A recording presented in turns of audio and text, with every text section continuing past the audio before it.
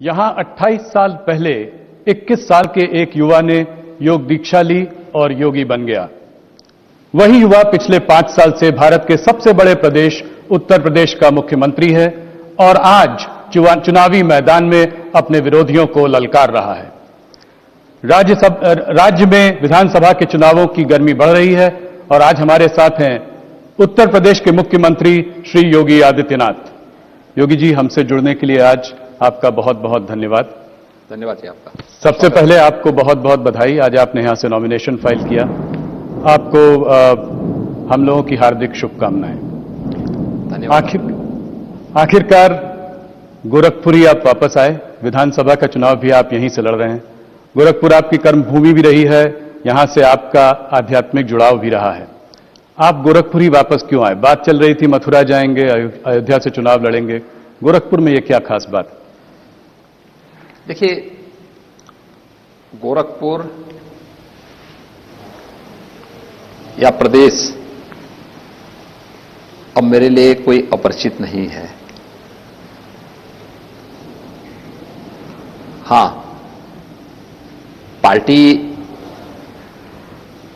ने मुझसे भी पूछा था और मैंने पार्टी के ऊपर भी छोड़ा था। भारतीय जनता पार्टी एक लोकतांत्रिक पार्टी है और भारतीय जनता पार्टी हर उस पर विचार करते हुए तय करती है और मैं आभारी हूं आदरणीय प्रधानमंत्री जी का, राष्ट्रीय अध्यक्ष जी का, पूरे संसदीय बोर्ड का कि उन्होंने मुझे गोरखपुर से पार्टी का प्रत्याशी बना करके पहली बार विधानसभा चुनाव लड़ने के लिए आज नामांकन भरने की अनुमति दी। आज मैंने भारतीय जनता पार्टी के एक अधिकृत प्रत्याशी के रूप में गोरखपुर विधानसभा सीट से अपना नामांकन फाइल किया है।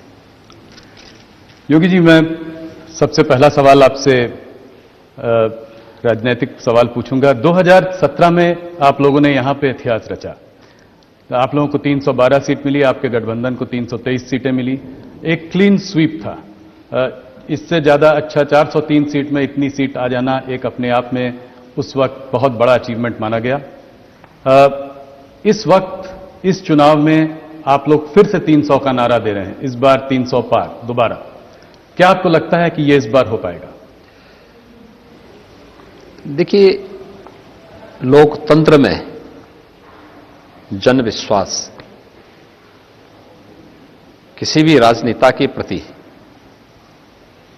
एक बहुत बड़ी उपलब्धि के रूप में सो देखा जाना चाहिए और इसमें कोई संदेह नहीं है कि प्रधानमंत्री मोदी जी के प्रति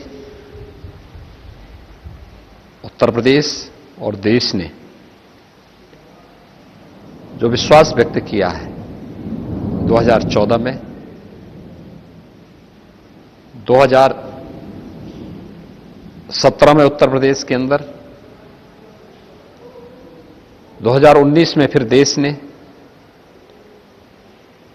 वह अन्य राजनेता देश की आजादी के बाद हासिल कर पाए हो दिखाई नहीं देता है। इतना प्रचंड जन समर्थन, और वह केवल मुद्दों के आधार पर नहीं बल्कि उन कार्य पद्धतियों के आधार पर जिन्होंने वैश्विक मंच पर भारत की प्रतिष्ठा का प्रश्न रहा हो,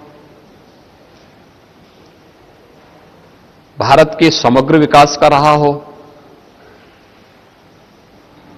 गरीब कल्याणकारी योजनाओं का रहा हो, आंतरिक और बाह्य दोनों सुरक्षा के मोर्चे का मुद्दा रहा हो या आस्था का सम्मान का रहा हो, जो कभी नहीं हुआ। मोदी जी ने देश के अंदर उस प्रकार के कार्य करके आम जनमानस के विश्वास को जीता है। यही कारण है कि जो एक आम नागरिक का विश्वास प्रधानमंत्री जी के प्रति है, वह विश्वास आज बीजेपी को इस भारी समर्थन के रूप में देखने को मिल रहा है। और मेरा मानना है कि उत्तर प्रदेश 5 वर्षों में जिस